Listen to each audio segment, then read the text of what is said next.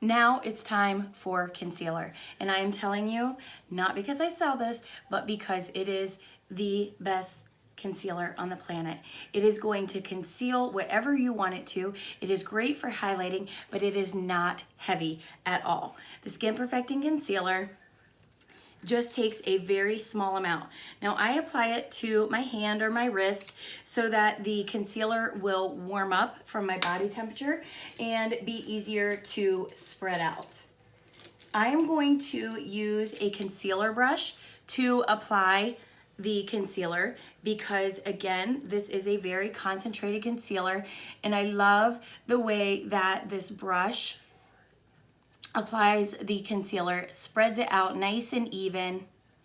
Now I am using mine for highlighting, which means that I am doing this after I have applied my foundation. Now you can do your concealer traditionally before your foundation if you like. If you are working to cover up dark circles, do this upside down triangle shape underneath your eye to really disguise those dark circles. If you're just doing the half moon shape underneath your eyes where the dark circles are, you're actually going to draw more attention to them because we use a lot of concealer because we want to cover that darkness, but when you apply your concealer too heavy, it is going to settle into your fine lines and wrinkles or any maybe under eye sagginess that you might have, and it's going to make them more prominent throughout the day. If you do this upside down triangle, it is going to bring this whole area forward and distract from any under eye darkness that you might have. So I have put it between my brows in a sunburst pattern, down my nose. That is going to narrow my nose, and then a little bit on the tip of my nose to give me that cute little button nose look. Now you're also going to see as I applied that concealer, I did not go right underneath my eye for the same reasons I was telling you before. So push that concealer up underneath your eye